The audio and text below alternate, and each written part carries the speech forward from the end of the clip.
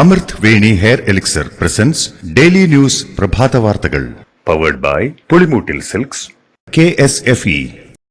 ഈ ആണുങ്ങൾക്ക് മാത്രം എന്താ ഇത്ര അധികം നെറ്റ് കെയറിലും ഹെയർ ലോസ് ഒക്കെ ഉണ്ടാവണേ? ആണുങ്ങളുടെ ഹെയർ ലോസിന്റെ മേജർ റീസൺസ് തന്നെ ഡിഫറെന്റ് ആണ്. സ്കാൽപ്പിലുള്ള 5 ആൽഫ റിഡക്ടേസ് എന്ന എൻസൈം നിങ്ങളുടെ ഹോർമോണുമായി ചേർന്ന് ഹെയർ ഫോളിക്കിൾസിനെ ചുരുക്കുന്നു. Amrit Veni hair elixir for men use ചെയ്യൂ. പുരുഷന്മാർക്ക് വേണ്ടി ബയോടെക്നോളജി പ്രകാരം പ്രത്യേകം ഡെവലപ്പ് ചെയ്തത്. നമസ്കാരം, ഞാൻ ഡെയ്സി ബിജു. ഡെയിലി ന്യൂസിന്റെ പ്രഭാത വാർത്തകളിലേക്ക് സ്വാഗതം. ഇന്ന് ഫെബ്രുവരി 26 ബുധനാഴ്ച. CBSE 10ാം ക്ലാസ് ബോർഡ് പരീക്ഷ 2026 മുതൽ വർഷത്തിൽ 2 തവണ നടത്തുന്നതിനുള്ള കരട് നിർദ്ദേശങ്ങൾ അംഗീകരിച്ച് CBSE.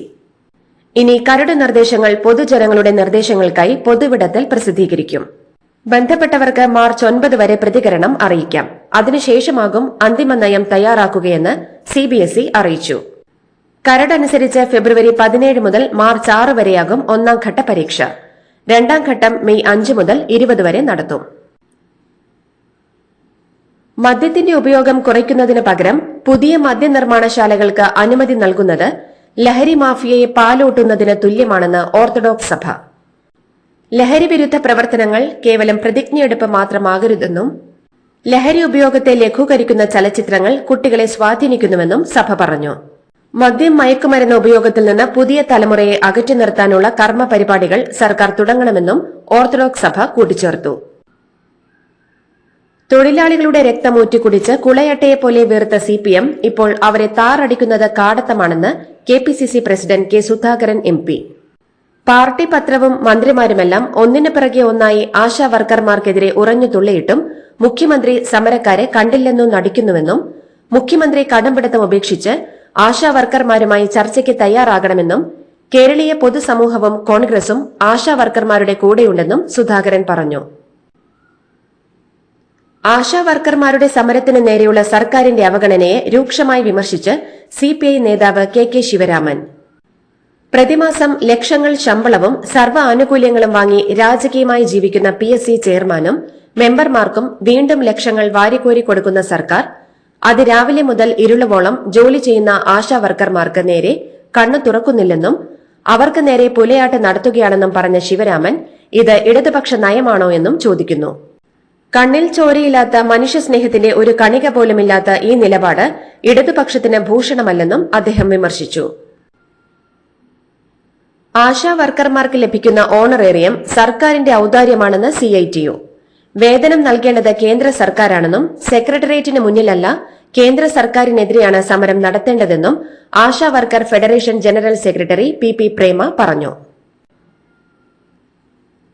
വെഞ്ഞാറമൂട്ടിലെ കൊലവെറിയുടെ ഇരകൾക്ക് കണ്ണീരോടെ വിട നൽകി നാട്.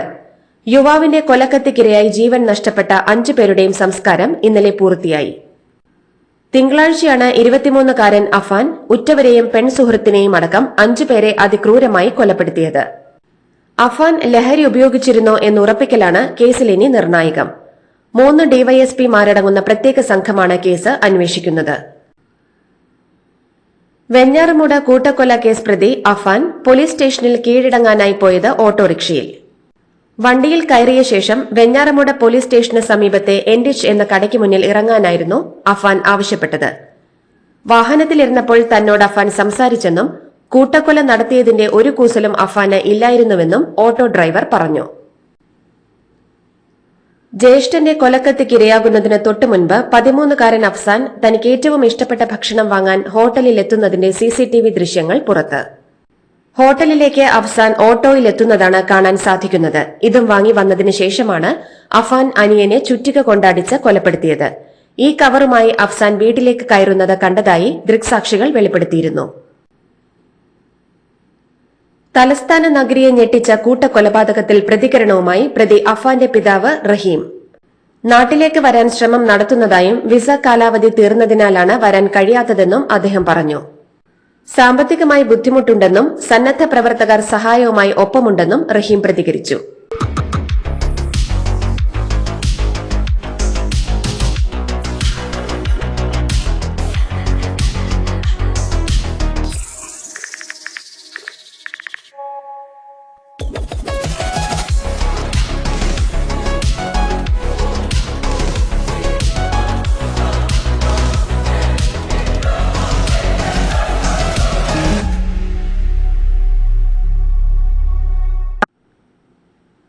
കോഴിക്കോട് വിമാനത്താവളത്തിൽ നിന്ന് ഹജ്ജ് യാത്ര ചെയ്യുന്ന തീർത്ഥാടകർക്ക് വിമാന കമ്പനികൾ ഈടാക്കുന്ന അമിത വിമാനക്കൂലിയിൽ മാറ്റമുണ്ടാവില്ലെന്ന് വ്യക്തമാക്കി കേന്ദ്ര വ്യോമയാന മന്ത്രാലയം. മലബാറിൽ നിന്നുള്ള സാധാരണക്കാരായ ഹജ്ജ് യാത്രക്കാർക്ക് താങ്ങാനാവാത്ത യാത്രക്കൂലിയിൽ ഇളവ് അനുവദിക്കണമെന്നാവശ്യപ്പെട്ട് ഹാരിസ് ബീരാൻ നൽകിയ നിവേദനത്തിനുള്ള മറുപടിയിലാണ് സെക്രട്ടറിയുടെ വിശദീകരണം. അപൂർവ രോഗമായ സ്പൈനൽ മസ്കുലാർ അട്രോഫി ചികിത്സയ്ക്ക് കുറഞ്ഞ ചെലവിൽ മരുന്ന് ലഭ്യമാക്കാൻ ആവശ്യമായ ശ്രമങ്ങൾ നടത്തണമെന്ന് കേന്ദ്ര സർക്കാരിനോട് സുപ്രീംകോടതി. സ്പൈനൽ മസ്കുലാർ അട്രോഫി പോലെയുള്ള അപൂർവ രോഗബാധിതരായ ആയിരക്കണക്കിന് ആൾക്കാർ രാജ്യത്തുണ്ടെന്നും അവർക്ക് വേണ്ടി മരുന്ന് ഉൽപ്പാദിപ്പിക്കുന്ന കമ്പനികളുമായി നേരിട്ട് ചർച്ചകൾ നടത്താൻ ശ്രമിക്കണമെന്നും ആവശ്യമെങ്കിൽ അന്താരാഷ്ട്ര ബന്ധങ്ങളും ഉപയോഗിക്കണമെന്നും ചീഫ് ജസ്റ്റിസ് സഞ്ജീവ് ഖന്ന അധ്യക്ഷനായ ബെഞ്ച് കേന്ദ്ര സർക്കാരിനോട് നിർദ്ദേശിച്ചു. സംസ്ഥാനത്ത് 30 തദ്ദേശ വാർഡുകളിലേക്ക് നടന്ന ഉപതെരഞ്ഞെടുപ്പിൽ യുഡിഎഫിന് നേട്ടമെന്ന് പ്രതിപക്ഷ നേതാവ് വി ഡി സതീശൻ. സംസ്ഥാനത്ത് ശക്തമായ ഭരണവിരുദ്ധ വികാരം നിലനിൽക്കുന്നു എന്നതിന്റെ തെളിവാണ് ഈ തിരഞ്ഞെടുപ്പ് ഫലമെന്നും ഇതുവരെ നടന്ന തദ്ദേശ ഉപതെരഞ്ഞെടുപ്പുകളിലെല്ലാം യുഡിഎഫിന് സീറ്റുകൾ വർദ്ധിച്ചിട്ടുണ്ടെന്നും അദ്ദേഹം വാർത്താക്കുറിപ്പിൽ പറഞ്ഞു. അനുമതിയില്ലാതെ ഉത്സവത്തിന് ആനയെ എഴുന്നള്ളിച്ചതിന് കേസെടുത്തു. കോഴിക്കോട് ബാലുശ്ശേരി പൊന്നാരം തെരു ശ്രീ മഹാഗണപതി ക്ഷേത്ര ഭാരവാഹികൾക്കെതിരെയാണ് വനംവകുപ്പ് കേസെടുത്തത്. ആനയുടമയ്ക്കെതിരെയും കേസെടുത്തിട്ടുണ്ട്. നാട്ടാന പരിപാലന ചട്ടവും വന്യജീവി സംരക്ഷണ നിയമവും അനുസരിച്ചാണ് കേസ്. മതവിദ്വേഷ പരാമർശ കേസിൽ റിമാൻഡിലുള്ള പി.സി. ജോർജ് വീണ്ടും ജാമ്യാപേക്ഷ നൽകി. ഈരാറ്റുപേട്ട മജിസ്ട്രേറ്റ് കോടതിയിലാണ് ജാമ്യാപേക്ഷ നൽകിയത്. കോടതി വ്യാഴാഴ്ച ഹർജി പരിഗണിക്കും. അതേസമയം PC. George Kottayam medical college ആശുപത്രിയിലെ കാർഡിയോളജി ഐസിയുവിൽ തുടരുകയാണ്. 48 മണിക്കൂർ നിരീക്ഷണമാണ് ഡോക്ടർമാർ നിർദ്ദേശിച്ചിരിക്കുന്നത്. ഡോക്ടർമാരുടെ നിർദ്ദേശം കൂടി കണക്കിലെടുത്താകും ജയിലിലേക്ക് മാറ്റുന്നതിലടക്കം തീരുമാനം ഉണ്ടാവുക. നഗരത്തിൽ റോഡ് തടസ്സപ്പെടുത്തി ഹെഡ് പോസ്റ്റ് ഓഫീസ് ഉപരോധ സമരം നടത്തിയ സിപിഎം നേതാക്കൾക്കെതിരെ കേസെടുത്ത് കണ്ണൂർ ടൌൺ പോലീസ്. ജില്ലാ സെക്രട്ടറി എം വി ജയരാജൻ ഒന്നാം പ്രതിയാണ്. കെ വി സുമേഷ് എംഎൽഎ ഉൾപ്പെടെയുള്ളവരും കേസിൽ പ്രതിയാണ്. ഇവർക്കൊപ്പം കണ്ടാലറിയാവുന്ന 5000-ഓളം പേർക്കെതിരെയും കേസെടുത്തിട്ടുണ്ട്. പൊതുജനത്തിന് ബുദ്ധിമുട്ടുണ്ടാക്കുന്ന രീതിയിൽ ഗതാഗതം തടസ്സപ്പെടുത്തിയെന്നാണ് കേസ്. ഇടുക്കി കൂട്ടാറിൽ ഓട്ടോറിക്ഷ ഡ്രൈവറെ മർദ്ദിച്ച കമ്പമെട്ട് സിഐ ഷമീർ ഖാനെ സ്ഥലം മാറ്റി. കൊച്ചി സിറ്റി സൈബർ സ്റ്റേഷനിലേക്കാണ് സ്ഥലം മാറ്റിയത്. ഓട്ടോ ഡ്രൈവറായ കുരമരകം മെട്ട് സ്വദേശി മുരളീധരനെ പുതുവത്സര തലേന്നാണ് ഷമീർ ഖാൻ മർദ്ദിച്ചത്. മർദ്ദനത്തെ തുടർന്ന് നിലത്ത് വീണ മുരളീധരന്റെ പല്ലുകളിലൊന്ന് നഷ്ടപ്പെട്ടിരുന്നു. സംഭവം സംബന്ധിച്ച് ഉന്നത പോലീസ് ഉദ്യോഗസ്ഥർക്ക് മുരളീധരൻ പരാതി നൽകി. എന്നാൽ സിഐ ഷമീർ ഖാനെ വെള്ളപൂശിയാണ് കട്ടപ്പന ഡിവൈഎസ്പി റിപ്പോർട്ട് സമർപ്പിച്ചത്. മോൾക്ക് ബർത്ത്ഡേ ഗിഫ്റ്റ് വാങ്ങണ്ടേ? ഷോപ്പിൽ കൊണ്ടുപോയി ഇഷ്ടമുള്ള വാങ്ങി കൊടുക്കാം. അപ്പൊ ഏട്ടൻ വരുന്നുണ്ടോ? ഗിഫ്റ്റ് കാർഡ് വരും. അതെ, ഓരോ ചിട്ടിയിലും ഒരാൾക്ക് 5000 രൂപയുടെ ഗിഫ്റ്റ് കാർഡ് സമ്മാനം. മെഗാ സമ്മാനമാണെങ്കിലോ പുതുപുത്തൻ ബെൻസ് കാറും. രണ്ടാം സമ്മാനം ഇന്നോവ ക്രിസ്റ്റ, അതും 17 ഇത്തവണ സമ്മാനങ്ങളുടെ നക്ഷത്ര തിളക്കവുമായി KSFE Galaxy ചിട്ടികൾ.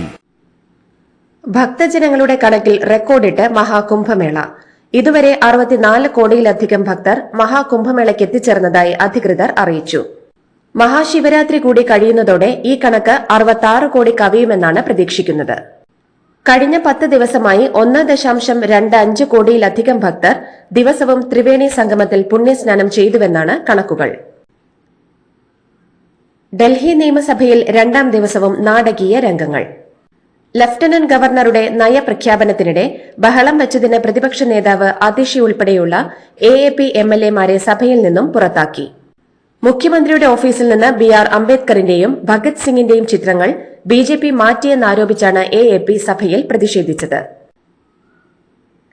Delhi മദ്യനയത്തിലെ CAG report നിയമസഭയിൽ വെച്ചു. 2002 കോടി രൂപയുടെ വരുമാനം നഷ്ടം സർക്കാരിനുണ്ടായി എന്നും അടിമുടി ക്രമക്കേടെന്നും CAG റിപ്പോർട്ടിൽ പറയുന്നു.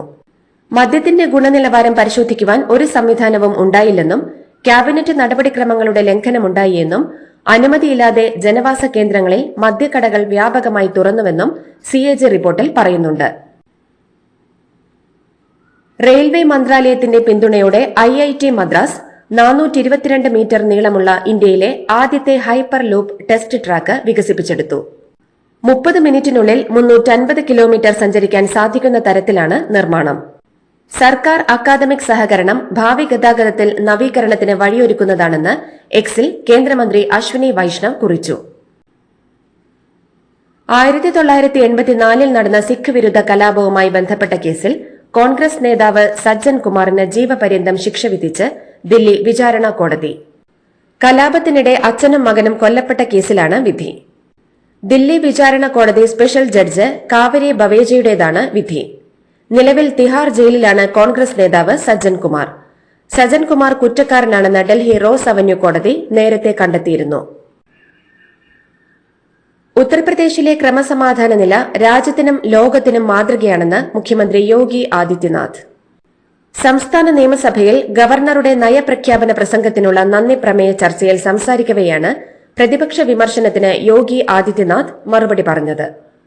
പ്രതിപക്ഷ നേതാവ് ഇന്ത്യയിലുടനീളം സഞ്ചരിച്ച് ഉത്തർപ്രദേശിലെ ക്രമസമാധാന നില മെച്ചപ്പെട്ടതിനെക്കുറിച്ച് ആളുകൾ എങ്ങനെയാണ് മനസ്സിലാക്കിയിരിക്കുന്നതെന്ന് നിരീക്ഷിക്കണമെന്നും യോഗി ആദിത്യനാഥ് പറഞ്ഞു. യുദ്ധത്തിനിടെ യുക്രൈനിൽ നിന്നും പിടിച്ചെടുത്ത പ്രദേശങ്ങളിലുള്ള അപൂർവ ധാതുശേഖരം അമേരിക്കയ്ക്ക് നൽകാമെന്ന് റഷ്യ. റഷ്യൻ മാധ്യമത്തിന് നൽകിയ അഭിമുഖത്തിനിടെയാണ് പ്രസിഡന്റ് പുടിൻ പുതിയ വാഗ്ദാനം മുന്നോട്ടുവച്ചത്. യുക്രൈനിലെ ധാതു നിക്ഷേപത്തിൽ അവകാശം വേണമെന്ന് അമേരിക്കൻ പ്രസിഡന്റ് ഡൊണാൾഡ് ട്രംപ് നിരന്തരം ആവശ്യപ്പെട്ടുകൊണ്ടിരിക്കെയാണ് റഷ്യയുടെ ഭാഗത്തു നിന്നുള്ള അസാധാരണ വാഗ്ദാനം. രഞ്ജി ട്രോഫിയിൽ കന്നി കിരീടമെന്ന ചരിത്ര നേട്ടം ലക്ഷ്യമിട്ട് കേരളം ഇന്ന് വിദർഭയെ രഞ്ജി ട്രോഫി ഫൈനലിൽ നേരിടും.